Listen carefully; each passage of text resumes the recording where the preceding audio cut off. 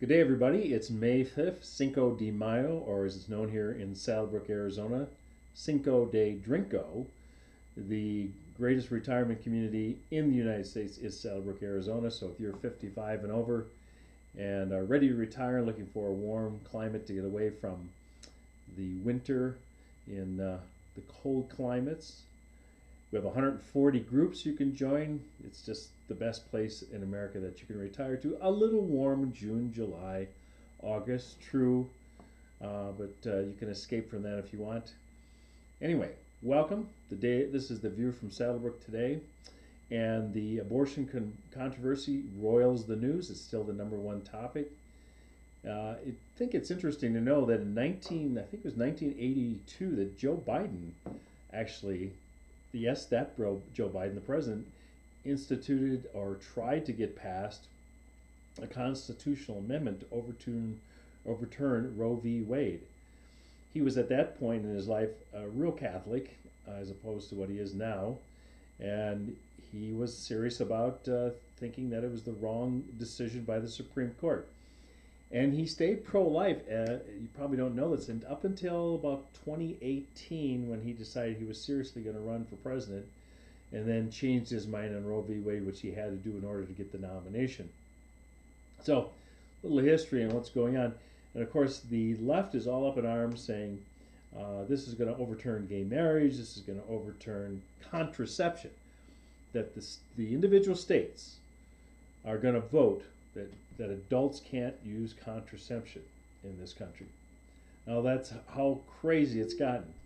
And the only thing that's been done here is it's been turned back to the states, and nothing has happened as far as the legalization is concerned. But this is what the story they're telling you. And they're all hoping it's going to work big time for the elections in the fall, which is the next thing that's important to talk about, because Trump had 22 out of 22 of his candidates made it through the primaries, including a couple who, J.D. Vance in Ohio, which I talked about on Tuesday, who was in third place, had no money virtually, and Trump endorsed him, and boom, he zoomed to the top and actually won pretty handily in Ohio. And plus, there were a couple other congressional seats that Trump endorsed against what would be considered the establishment choices, and did win.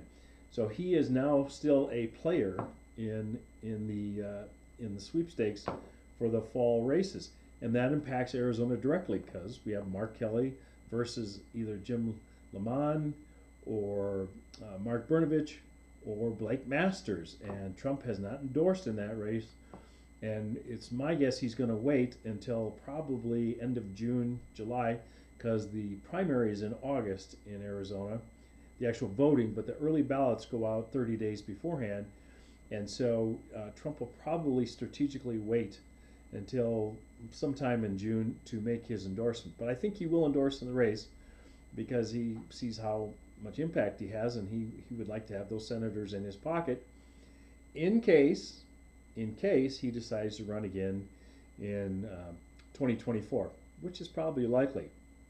So those are the things that are going on that are, top and center today. Arizona, as far as the abortion rights, will probably be fairly restrictive. It's a conservative state, but it's more of a libertarian state. For instance, people think Arizona is the crazy conservatives, but we do have two Democratic senators. We have had a Democratic governor in the last 20 years, Napolitano. We did expand Obamacare when in 2010 when that came around. So Arizona's kind of it's a mixed state. It's purple sort of some of the time and conservative the others. The other thing is Arizona has legalized marijuana for recreational use, and we're one of the few states that has decided to do that. And all the bad things that were supposed to happen have not. Yes, there has been some increase of driving under the influence. That's expected. But as far as the rest of the things that everybody was worried about, it hasn't happened. Now here in SaddleBrooke, there's no dispensary or anything like that close to here. The closest one is about 40 miles away.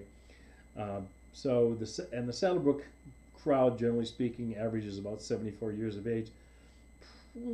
we're on the cusp of when marijuana became very popular. It was more like the mid '70s when I was in college, and it was fairly common.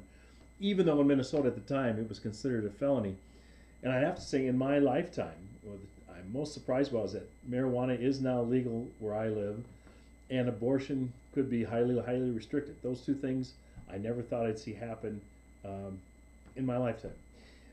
The other thing that's going on, as far as the whole drug war, and we're losing the border battle with drugs. Fentanyl is coming in like crazy.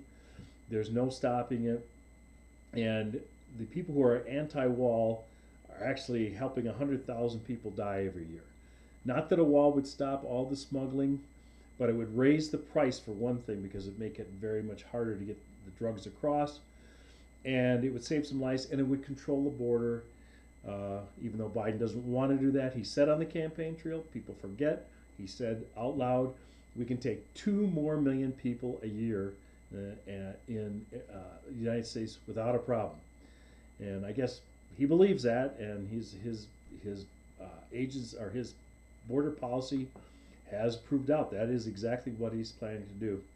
So, for an administration that can't define women, they call everybody birthing persons, and they think that that all these bad things are going to happen just because Roe v. Wade was changed. They're completely disconnected. They're at the same polling level as Trump was at this time in his first 2 years, which was about 43% approval. And Trump lost quite a few seats in 2018, flipped the Congress back to Nancy Pelosi. The interesting thing is, in 2020, when the elections were held, even though Biden won at the top of the ticket, the Congress went 14 seats more for the Republicans, which very, very rarely happens, and tells you that the mood of the country was anti-Trump because he was kind of a jerk and people didn't like him, and it was not so much Biden was such a great other choice. It was just people, they didn't like him, and he was not likable. So we'll see if he actually does come back and maybe soften his tone a little, but I doubt it. Trump is Trump.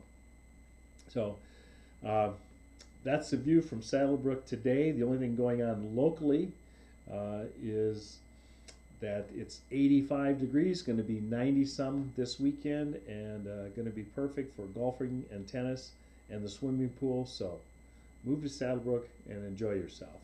Thanks everybody. See you again soon.